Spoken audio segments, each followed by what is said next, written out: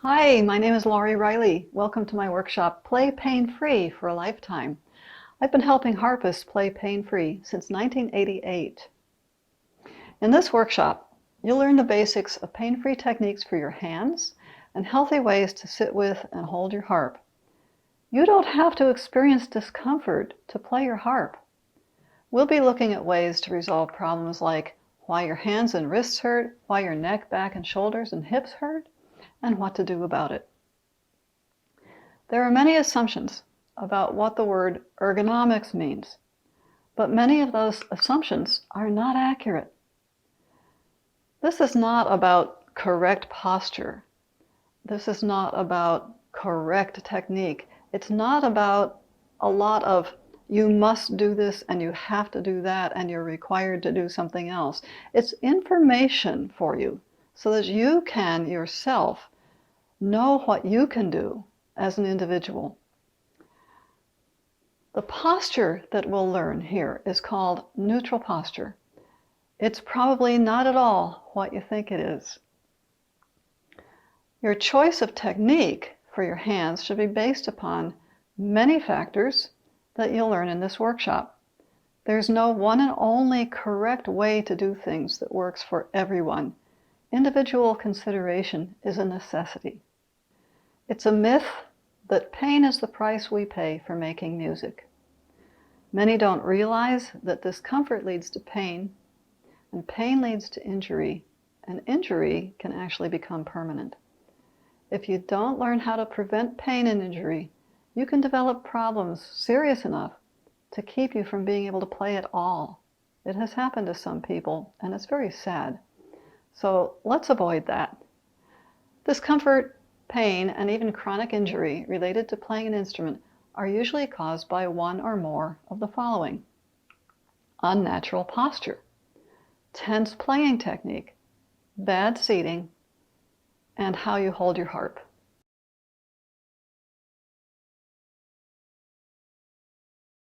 There are four basic but all-encompassing principles.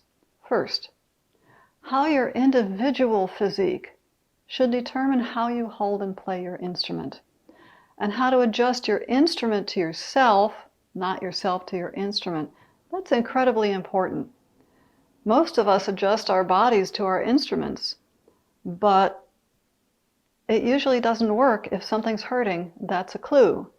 So it's really important to memorize this phrase: adjust your instrument to yourself, not yourself to your instrument. It makes all the difference in the world, and we're going to see how and why. 2, neutral posture, not the military posture that we've all been told is correct. 3, how to produce the best tone, accuracy, and smoothness of playing while also being relaxed, comfortable, and tension-free. And 4, why your hands are unique, and therefore why your technique should be customized specifically for you.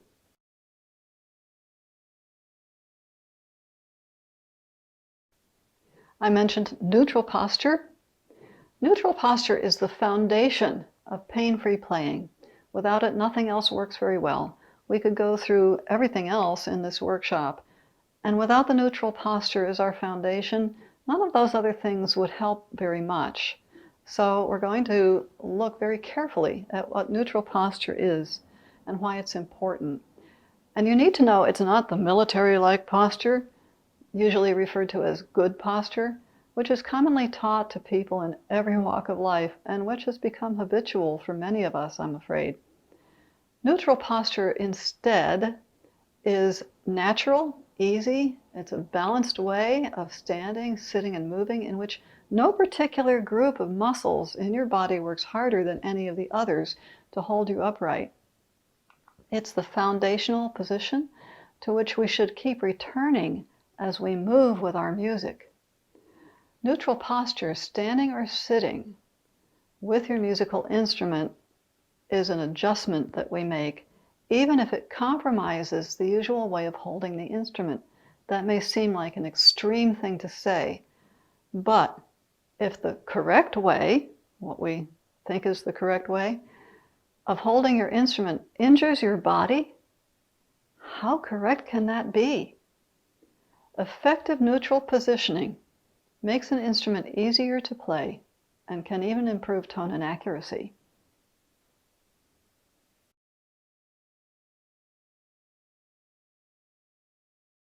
I'd like you to go find a chair that is probably about 17 inches high. That would be a normal dining room chair, preferably with a cushion or a padded seat. So, and no arms. So do that now. Just pause the video, find a chair, and come back and we'll learn neutral posture. Here we are. I have a seat that's about 17 inches high. The first thing I want to do is check and see if my knees are lower than my hips. And they're just about the same right now. That's okay, but it's not great. So it's a lot more comfortable if you're sitting with your hips just a little higher than your knees. So I'm going to use a little pillow, and nice difference. It makes me want to heave a sigh of relief. It's so much more comfortable this way. So with my knees a little bit lower than my hips, I'm going to start thinking about my feet. What we need is a really good foundation, and I want to get my feet directly under my knees. And when I say that, I mean the arch of your foot. So the arch of my foot right here wants to be directly under my knee. If my feet are too far forward like this, then all of my weight is taken up on my hips, and I'm really out of balance that way. And if my feet are too far back, then I feel like I'm going to fall forward. So I get the arch of my foot directly under my knees, and this way it's like a tripod. I've got weight here, and weight here. So if you don't feel like you have weight on your feet, let's just lean forward a tiny bit till you feel some weight go on your feet, just a little bit. And when you do, we're ready for the next step. Now let's think about your back. You'll want to have your back fairly straight, but when you say the word straight, most people think that it should be like this. So I'll put my arms out so you can see what I'm doing. Most people think this is straight, but if you notice, there's a pretty big curve right here. This is what I call military posture, where the hips are rolled way forward and very often the chin is tucked way under, and it's pretty uncomfortable. This posture actually hurts people. There's a lot of tension right in the middle of the back. And if you hold this posture all the time tensely, you can develop permanent pain. So what you want to do is, I'll be showing you how to roll the hips back a little bit to straighten your back out. The back does have a natural curve. That's not going away. But that extreme curve like this really shouldn't be happening. So here's what I want you to do. Take 3 fingers or so, with one hand, and put them right in the middle of the curviest part of your back. I'm going to force my hips forward so that my back is curved too much. I think I'll use the other hand so you can see my back better. And I'm feeling where my spine is, right in the lowest part of my back. If you feel that your spine is in a little valley between 2 muscles on either side of it, you don't want that little valley. So what you need to do is to roll your hips in a backward direction. So this hip bone right here, even if you want to pretend you're pushing it, and just roll it back a little. I'm going to do that a few times. See how you can roll your hips? I'm not doing this. It's just from the ribs down. Rolling the hips forward and back. And as you do that, you can feel that valley disappear when you roll the hips back. and it comes back again when you roll your hips forward. So what you want to do is find the place where your hips are relaxed back and that valley that your spine is in goes away. And when you do, your back is actually pretty straight. It's at this point that many people say, well, I feel like I'm slouching now. What they're saying is they feel like they're doing this. Well, in actuality, if you're accustomed to doing this and you do this, it feels different. It feels not habitual. So we have a habit of sitting this way, but just because it's something you're accustomed to doesn't mean it's correct. So when you straighten your back, it's going to feel different for a while. It would be helpful if you have a mirror that you can look at from the side, or have somebody check you and tell you if your back is straight. So right now, if you feel like you're doing this, you're probably not. You're probably pretty straight. And you can have somebody tell you. When people play their harps, they very often tilt their heads. So very often they're looking down at the strings like this, or they might be tilting their head to the side like this. We're going to look at that some more in a bit. But I just want to say that your head is heavy. It's about the weight of an average bowling ball. And if you've ever bowled, you know how heavy those are. And all the muscles that hold you with your head upright are fairly delicate muscles. They can be strained pretty easily. And if your head is down like this all the time, in fact, if you're doing that right now, notice the stretch that you feel in the muscles here. Those muscles are working very hard to hold your head this way.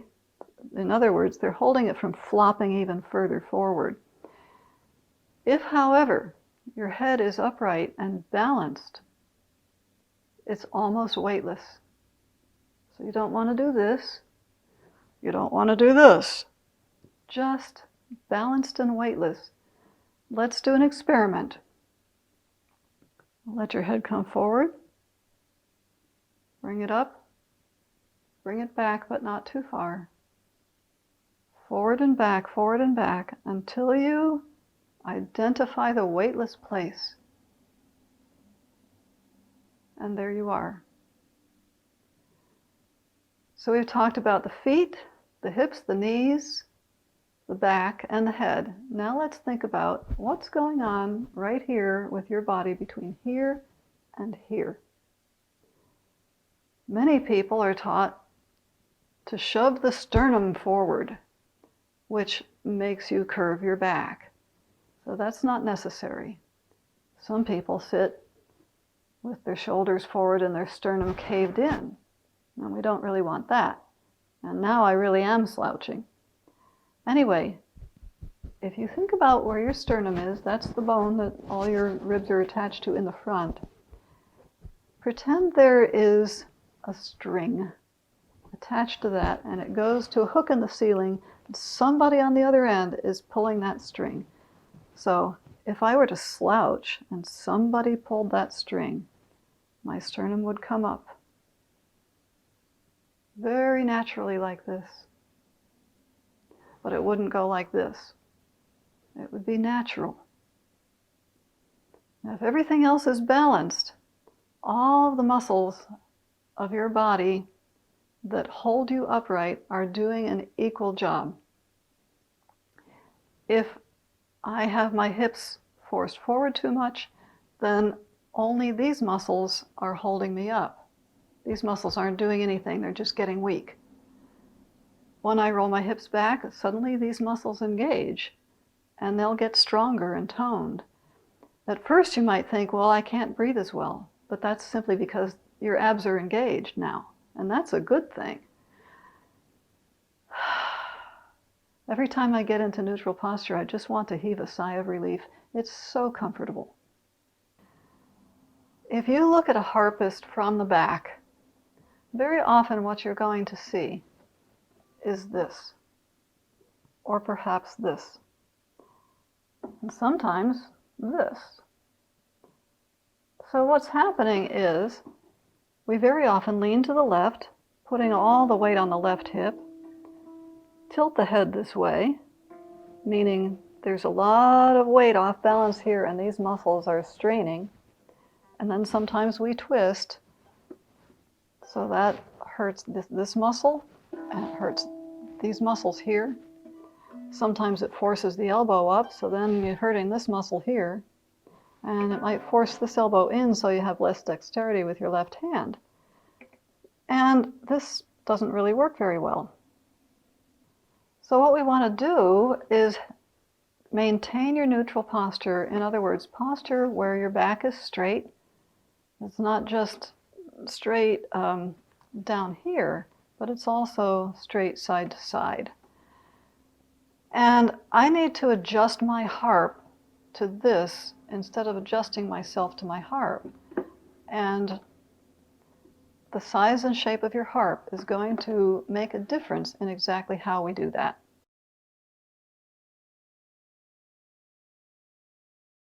I'm going to show you some of the not so wonderful ways that people tend to sit with their HARPs. For instance, here's a HARP that's a little bit short. What do people tend to do? They go like this. And you can probably just see right off, that isn't comfortable. It's never going to be comfortable. I'm going to raise this HARP. It has feet. I'll put it on the feet and we'll see what happens. This is a better height, but what do people do? They still go like this. So although my whole back isn't curved now, notice how I'm leaning and my head is tilted way over, and this just can't be comfortable for very long. So I've raised this HARP about 3 inches. All of a sudden, I can see my strings.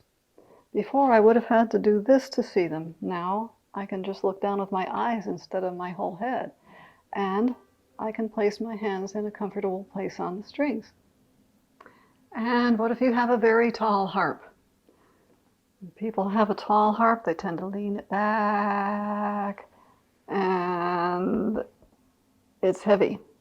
And they tend to lean themselves back and play like this.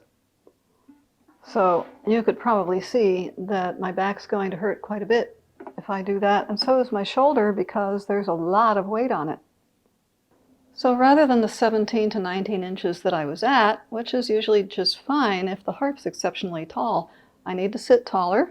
I'm probably at 20, 21 inches right now, and look at this, it's just perfect.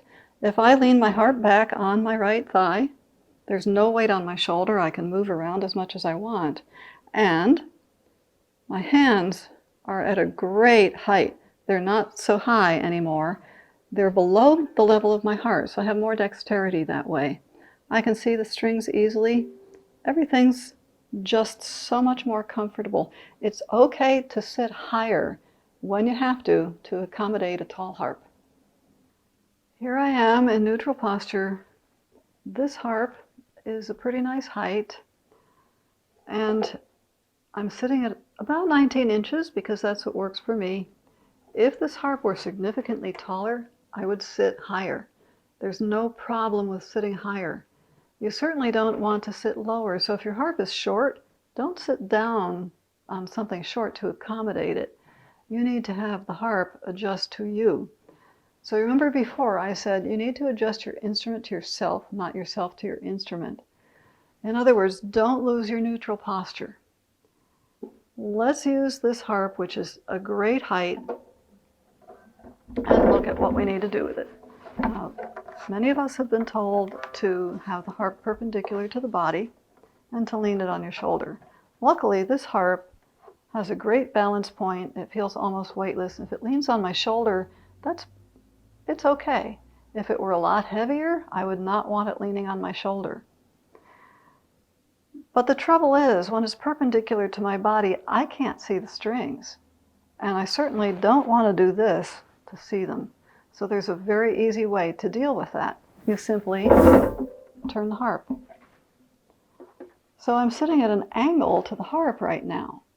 What I did not do was I didn't twist my body to do it. I turned the HARP. Now I can see all my strings. and my hands are at a great height, which happens to be actually a little bit lower than my heart. If your hands are up here on some big tall harp, hands up here, that's higher than your heart, and you're going to lose a little bit of circulation. So it's okay to play on any harp with your hands a little bit lower than your heart. This harp is actually leaning on my knee, on my right knee. I'm steadying it just a little bit with my left knee, but notice I can move around as much as I want, and there's no weight on my shoulder at all. This is very, very comfortable.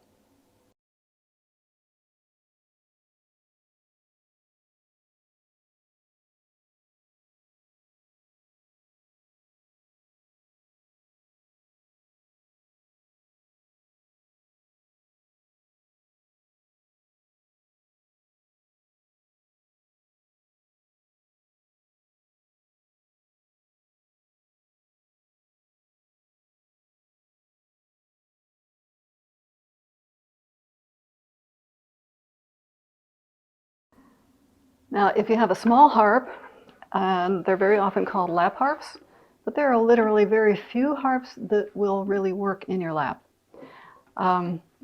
Here's one, it's a 26 strings, it's about 8 pounds, I guess, and if I put it in my lap, it's way too tall. My face is really close to the strings and I can't focus on them, and my hands are way up high. So what do I want to do? I don't know. This is a little hard to deal with. If I try to put it on my calf muscles, it just slides around. And some people sit on the floor with these. That's probably not a good idea because your hips are going to eventually hurt and your back is eventually going to hurt. Some people try to grasp them with their forearms and then play like this. So as you can see, there are a lot of things that don't work. Okay, this is a little bit better. I've got the harp tilted so I can see my strings, and with a strap, of course, I can even stand up. Now, the harp is a little bit wobbly this way, and this is a little problematic because with a strap, all of the weight of the harp is right here on my trapezius muscle. There are nerves and blood vessels that run along your shoulder that go down your arm, and your fingers are at the end of that, so they don't get to move as easily if you have a lot of pressure over your trapezius muscle. Another problem occurs right here. This is a lot of pressure right on my rib cage, and it's pulling the harp this way. So it's actually harder for me to breathe.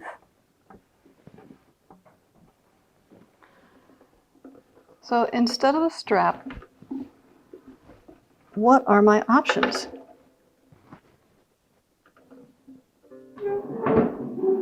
I can use a stool.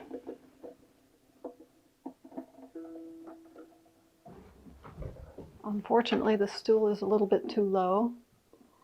Even if it were a better height, though, even if the harp were up here where it belongs, the problem is that there's a fulcrum point. In other words, the place from which the harp tilts back. When the fulcrum point is on the floor, as it is with a floor harp, then the whole harp tilts back from the floor. When the fulcrum point is in the middle, like it is here, then the harp just doesn't balance as well. And although a stool like this is actually a pretty good thing to have, it's not totally ideal. If you do use a stool, use some of this non-skid shelf liner. It really helps. If your harp is pretty small, you can have the option of using what I call a harp board. If you take your sticky shelf liner, put it on a board. The board doesn't have to be very long, just long enough so you can sit on one end, put the harp on the other. I'm going to put a pillow over my end because otherwise it's pretty uncomfortable. I'm going to sit down and sitting securely before I pick my harp up, otherwise everything goes flying. And the harp goes on this end, leans comfortably on your shoulder, and here you are. However, this is not really a permanent option. Part of the reason is because the board's a little flexible, harp's a little wobbly, and you certainly don't want to stand up by mistake while the harp's sitting on the board. So I recommend that you have something a little more permanent than this, but the board is something you can use in the interim. Another thing some folks use is a stick. It attaches to the harp in the back. It works pretty well, but you certainly can't walk away from it because the harp is not held upright on its own. Here I have the harp on a stand with 4 feet. It attaches in the back. It clamps down. There's a little shelf right here that the harp is on. You get one height option with this, and the harp stands as though it were a floor harp, so you can lean it back if you want, and the fulcrum is on the floor. So this isn't a bad option. My favorite stand is the Smart Stand. I just hang the harp off the knob, and it's totally secure. I don't have to lean it back because it's already leaned back. And there I am. If I want it higher, there are adjustments. So you have a lot of possibilities. You can even put it quite a lot higher. And you can store the harp on this stand. I can get up and walk away from it, no problem.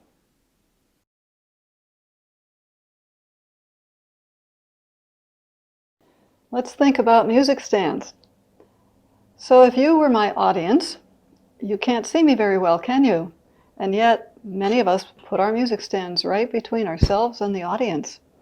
But what's worse is that if I'm playing and I'm looking at my strings, then I have to look over to my music. Look at my strings, look at my music, back and forth, back and forth. Eventually, that's going to hurt my neck, not to mention that it takes time. So if I want to play accurately and I want to see what I'm doing, if I'm constantly looking back and forth, that becomes more difficult. So let's take a look at the easy way to fix this. Make your stand a lot lower. Put it right in front of your harp. Now, even if my harp were bigger, I could still do that. But whatever size your harp is, just put the stand up as close as it'll get. And what happens now is that I'm looking down at about this angle to my strings, and that's the same angle that I'm looking at to my music. So now all I have to do is either a tiny head movement or even just my eyes. I can see everything. I can see my fingers, I can see the music, I can see everything all in the same general vicinity. It's so much easier, and my audience can see me too.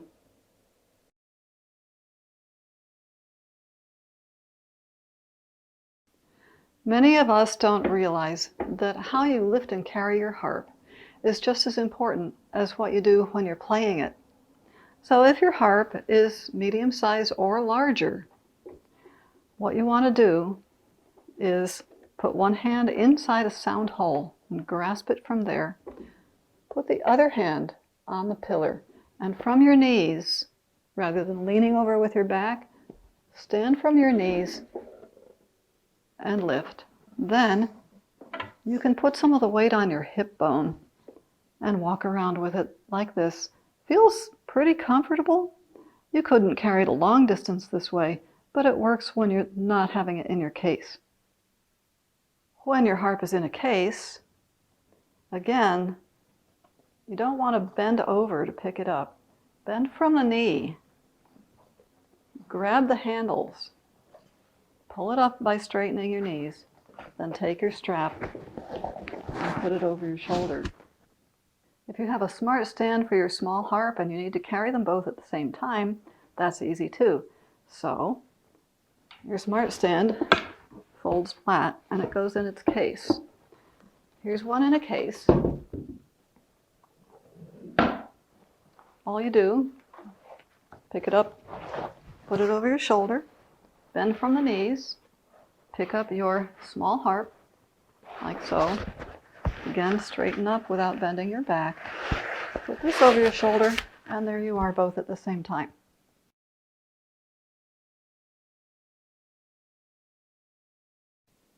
Let's think about your hands. Everybody's hands are different, quite different, and because of that, we can't all use exactly the same technique. So let me just show you why. I'm going to compare my hand with another person's hand, and as you can see, there's a huge difference in the length of our fingers. My palm is not as wide, my thumb is not as long, and so on. So could I ask another person to play exactly the same way that I do? Probably not. Let's look at some of the anatomy of your hands and the things that can cause injury, repetitive motion injuries, and so on and so forth. My hand, as you can see, every finger has a tendon that it's attached to. Each finger has its own tendon. These tendons run through the carpal tunnel area inside your wrist, and each tendon is attached to a muscle in the forearm, and the muscle is attached up near the elbow. One of the things a lot of people do is when they're playing, their pinkies are flying. In other words, they're out like this. They really should follow along with the fourth finger when you play. If your pinky sticks out all the time, it means that this muscle, which is the one attached to the pinky, is contracted all the time. And that's tense, keeping my pinky like that. And very often, people who do that will develop some pain that feels a lot like tennis elbow, right here where that muscle attaches.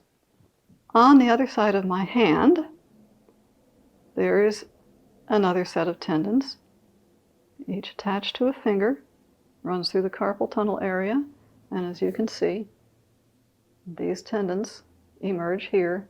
Each is attached to a muscle. So every finger has its own corresponding muscle, and they're all attached near the elbow. These muscles are responsible for closing your fingers. The ones on the other side are responsible for raising your fingers. Why does all of that matter? It matters because how you pluck the strings makes a difference in how your muscles and tendons work, and whether they're stressed or relaxed.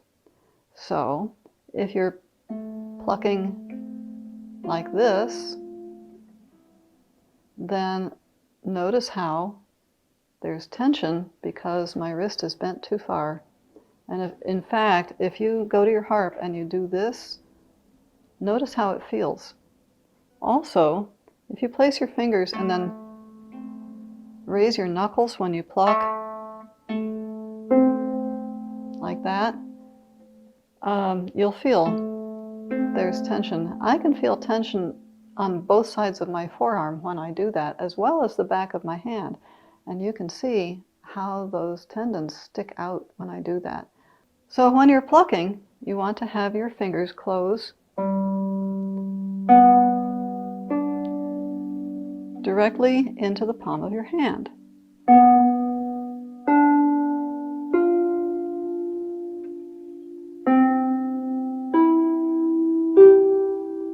Those were triads. If I have 4 fingers, same thing, directly in, instead of up, up, up. Something that helps to remember is that your strings, instead of vibrating from side to side like this, they're supposed to vibrate toward you and away from you. So when you pluck, if you pull your finger into your palm, it pulls the string toward you, and so the vibration is this way. If instead you're going like this, which hurts your hands, it also pulls the strings sideways like this. You don't get as good tone when the strings are vibrating side to side as you do when they're vibrating front to back. But more importantly, your hands are more relaxed when you pull the strings directly toward you, and with the thumb, you pluck directly away from you. You never want to stress your muscles or your tendons by doing this. I'm going to demonstrate some of the common techniques. One of them is called Grandini, after Marcel Grandini, who was the person who made it popular. And if you have seen pictures, there's a wonderful famous picture called The Hands of the Master, in which his hands are placed pretty much like this. And what he's got is the palm is facing the soundboard. The thumb is up. The fingers in his picture, this first knuckle is, I call it collapsed. In other words, like that. I'll just hold this up so like that. You can see that little curve there instead of that. And that's just what he did. He had very, very large hands and very long fingers. The reason he collapsed his knuckles is because it spring-loaded the fingers so that when you pluck, he got plenty of strength. This is a very comfortable position, and as you can see, my wrist is not bent upwards like this. If anything, it's bent a little bit the other way. It's okay to have your wrist bent either way, just a little bit, right? But you don't want to have anything extreme like this or like this. Just a little bend is all right. One way to modify the Grandini position is not to collapse the knuckles, but to keep them rounded. So, in other words, a little bit round like that instead of like that, more like that. The other hand, if you see it from this side, looks like this. Now, I don't want to let my pinky fly. So this is the Grandini position, a modified Grandini position, and if I add my fourth finger, it'll look like this. From this side, it looks like this. Another popular technique is called Salcedo, after Carlos Salcedo, who made it popular. Carlos Salcedo had small hands and stubby fingers, and he would put his palm very close to the strings and parallel to them, thumb up, and the fingers curved quite a lot around to the strings. And he taught many of his students to hold their elbows high, in other words, almost parallel to the ground. A student of his told me that he didn't intend for people to keep their elbows that high. The reason that he did it is because so many people squeeze their elbows to their body, and he wanted them to eventually end up somewhere in the middle with their elbows floating. One of the common mistakes that people make when they're playing the harp is to come to the string and then just pluck it on the fly, like this.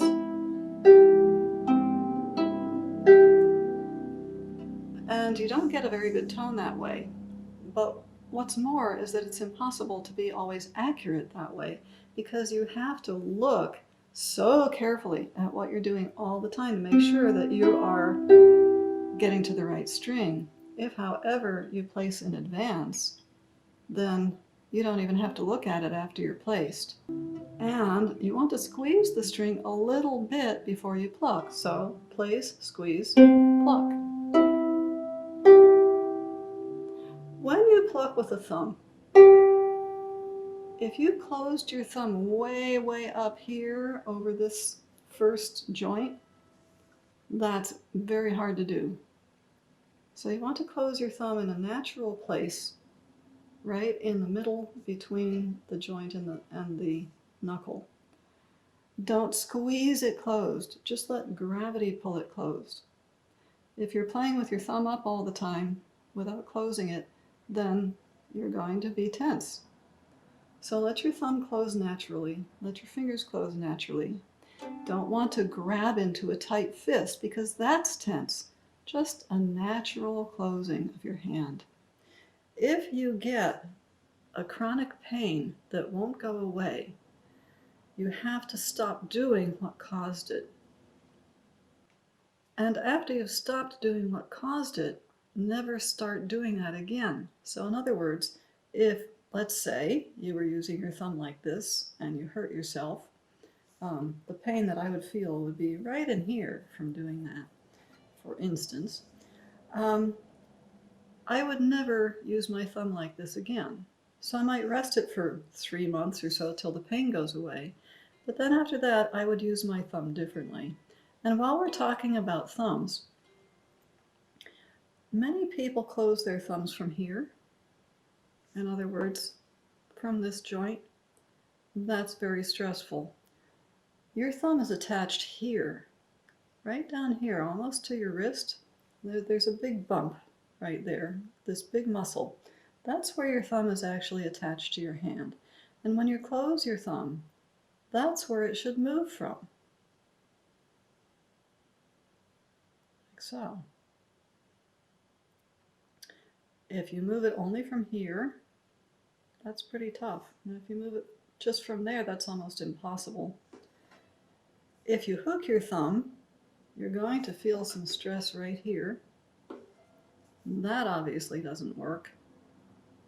Likewise, if you bend your thumb backwards like this, you're likely to not use all your thumb either. So keep your thumb relatively straight. So I keep my thumb mostly straight and always move it from the joint where it actually meets my hand.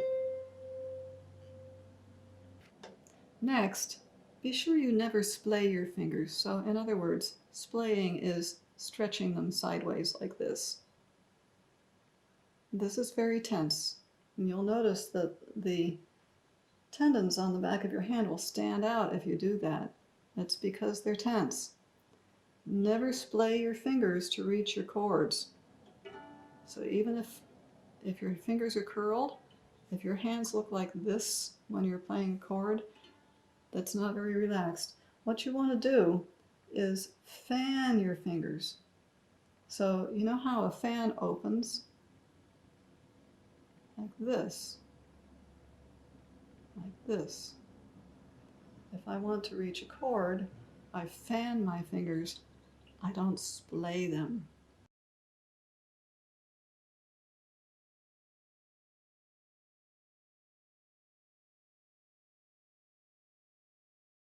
Next, you've probably seen people doing what we call raises, which is this movement. In other words, you're moving your hand up and away after you've plucked. Some people do their raises much too far and much too fast, and it doesn't really do any good. What a raise is for is to bring out the full tone of the harp and to relax your hands between phrases and chords. Your raise only needs to be 8 inches or so, and it can be fairly slow. So in other words, you don't want to go, because that's tense. You don't want to go too far. You don't want to go just a little like that, because that's tense. So what you want to do is find what feels relaxed. Just close your fingers softly, raise just a little ways, and you'll actually hear the difference in tone. It'll sound pretty good. That said, there's a big difference between a raise and what I call bird hands. So a raise is when you're coming away from the strings, and what I call bird hands is when you're coming back to the strings. Bird hands, it looks like the wings of a bird, and it looks really pretty, but it's not very effective. It takes a lot of time to come to the strings with your fingers up and then let them go down into the proper position. And that's time that if you're playing a faster piece, you don't have. So a lot of people say to me, why can't I play fast? That's one reason. What you need to do is, instead of this, go directly to the strings. So if your fingers are closed comfortably, not into a tight fist, but just loosely, and open them up, fingers go downward, thumb goes upward, directly to the strings. Just like this, that's all. I've just placed a chord. I can place my fourth finger, same way. Easy, easy. And if you memorize the placements, in other words, I know these distances, so I could close my eyes and know that I've got a triad or a first inversion or a full chord, because my fingers know these distances.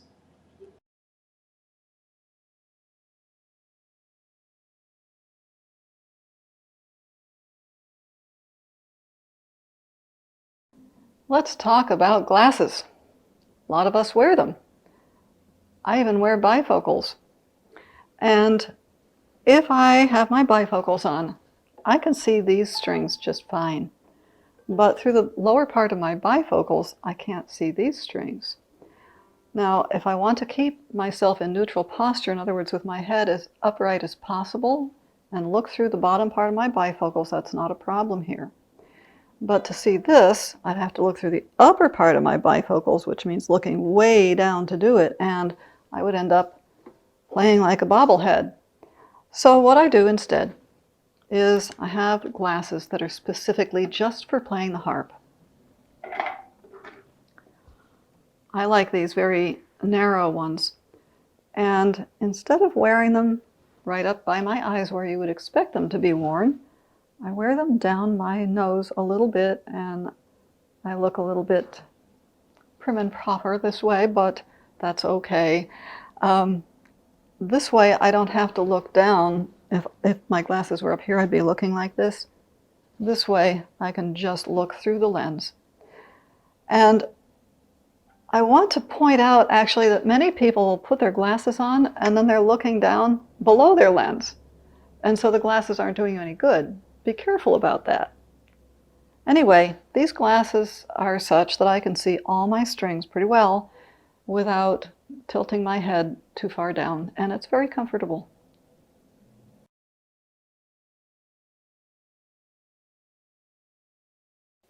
Many of us forget to think about breathing. Breathing is just as important a part of your playing as your fingers and your eyes are. And the reason is that the brain needs a constant supply of oxygen. Many of us, when we're playing through a piece, if you're holding your breath, which when we concentrate really hard, we have a tendency to do, and you hold your breath and the piece is 2 minutes long and you might breathe only a little bit in that whole time, and so your brain is becoming more and more starved of oxygen. And a lot of people say, well, you know, towards the end of my pieces, I don't play them as well. And maybe that's why. If you can't think, it's harder to play. And so we need to remember to breathe, and we need to practice our breathing into our playing. There's another reason for that as well, which has to do with exhaling. When you exhale, you actually exhale some 250 different toxic substances in the out-breath. One of them obviously is carbon dioxide, carbon monoxide, lactic acid, etc., etc. There are a lot of them. And we have to get rid of those toxic substances from our muscles, from our brains, and it's happening as every day you're breathing, you're constantly exhaling these metabolic waste substances. And if you don't get rid of them, they build up, even over a few seconds or a few minutes, they build up, and it makes it really harder to think, and it makes it harder for your muscles to move. So Breathing is incredibly important. Let's think about how can you practice breathing into your music. If I make up an exercise, let's say I'm going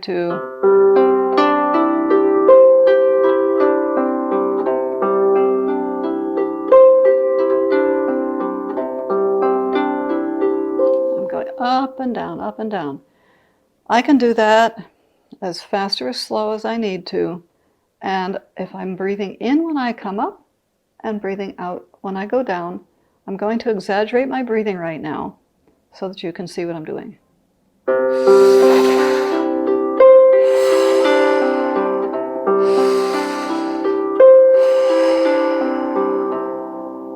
That felt a little fast, so I'll just slow it down. You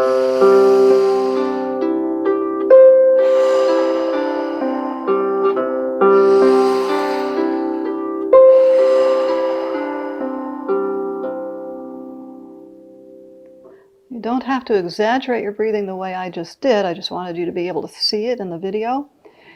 Just breathe in comfortably when you're playing upwards, out comfortably when you're playing downwards. And you can do this within your pieces as well as the exercises that you use it with. Now, if you're playing a fast piece, of course, you're going up and down all the time. You don't want to go. So you need to modify a little bit how you do the breathing accordingly.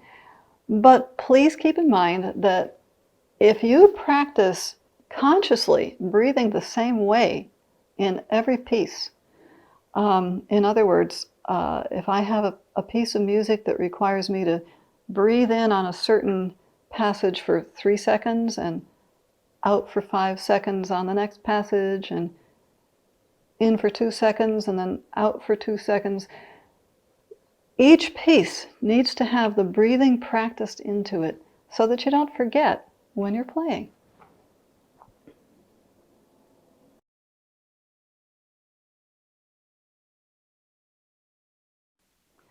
Well, I hope you've enjoyed the workshop, and I want to say, be sure to access your handout for this workshop. The information is at the end of the video on your screen, so you can download your handout and be able to remember everything that's been in this workshop, plus a few ergonomic quick fixes. I hope you'll take to heart what you've learned here. Remember, please, that if it hurts, it can't be correct. Remember that your individual physique and your individual hands require that the way you hold your harp and the way you pluck your strings must be assessed individually. If you have questions, please email me at the address you see on your screen. If you'd like an online session, you may contact me or another certified music ergonomist whose addresses appear at the end of this video. Thank you for watching. You can play pain-free for a lifetime, literally. Pay attention to what you've learned here. Make it habitual, and happy harping.